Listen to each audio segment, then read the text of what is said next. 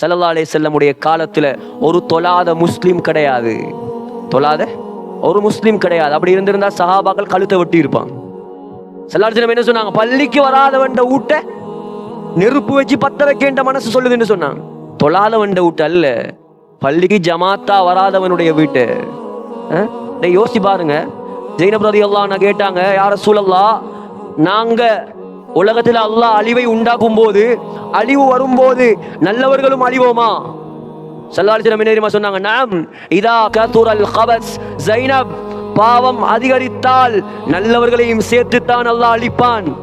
இன்றைக்கு அவங்களோட உள்ளத்தை தொட்டு சொல்லுங்க, தொழக்கூடியவர்களுடைய எண்ணிக்கை கூடையா, தொழாதவர்களுடைய எண்ணிக்கை கூடையா? சொல்லுங்களேன். நான் சொன்னா சில நேரம் சிக்கலாகலாம். உங்களோட ஊர்களை வச்சு சொல்லுங்க, தொழக்கூடியவர்களுடைய எண்ணிக்கை கூடையா, தொழாதவர்களுடைய எண்ணிக்கை கூடையா? தொழாதவங்களோட எண்ணிக்கை தான் சகோதரர்களே கூட.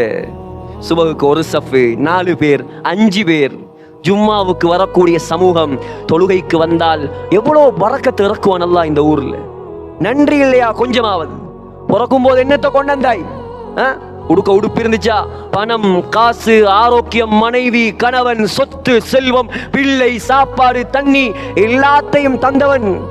அவனுக்கு ஒரு அரை மணித்தியாலம் ஒரு நாளைக்கு ஒதுக்குறதுக்கு வக்கில்லாட்டி என்ன முஸ்லிம் நீ? எல்லாம் கேளுங்க. தொழாதவன்ட்ட போய் வீட்டுல இருந்து அடிச்சு விரட்டுங்க பள்ளிக்கு.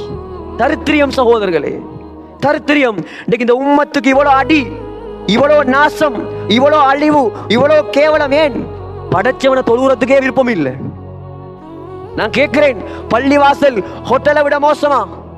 நான் கேட்கிறேன், பள்ளிவாசல் பீச்சை விட கேவலமா? பள்ளிவாசல் பார்க்க விட கேவலமா? ஒவ்வொரு நாளும் 4:30 மணியான ஓட்டுறான் கூட்டாளிட வீட்டுக்கு, பீச்சுக்கு, பார்க்குக்கு.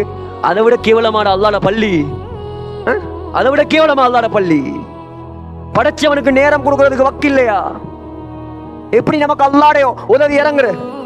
சவுதியை பத்தி கவலை செலாக்களுக்கு பாரு, சாராய கடை திறக்கிறான், அதை திறக்கிறான். அவன் எதை திறந்தாலும் அவனுக்குரிய முடிவு நாள் நெருங்குறது. அதெல்லாம் பார்ப்பான். இவர் சவுதி கேசுறார், இங்க பள்ளிக்கு வராருல்ல, இஷாக்கு பாங்கு சொல்லி சவுதி கேசிட்டு இருக்கிறார். என்ன இது கவலையா? இது பலஸ்தீன் அவன் அழியணும், இவன் அழியணும், யூதன் அழியணும். இவருக்கு 2 ரக்காத் தொழுது அல்லாஹ் கிட்ட அந்த மக்களுக்கு துஆ கேட்க வக்கில்ல. ஒரு நோன்பு, ஒரு வியாழன், ஒரு திங்கள், ஒரு நோம்பு பிடிச்சி யார் சொல்லலாம் அந்த மக்களுக்கு துஆ கேட்ட? நீங்க இருப்பீங்க கேட்டவங்க. தான் திருந்துறதுக்கு தயார் இல்ல சவுதி மன்னன் அழியணும், தான் திருந்துறதுக்கு தயார் இல்ல இஸ்ரேல் அழியணும். இதெல்லாம் பகல் கனவுகள். அல்லாஹ்வுக்கு தெரியும் என்ன செய்யணும் என்று. நம்முடைய சமூகத்தில் முதலாவது ஆண்கள் பெண்கள் 100க்கு 100 தொழுகையாளியாக மாறணும்.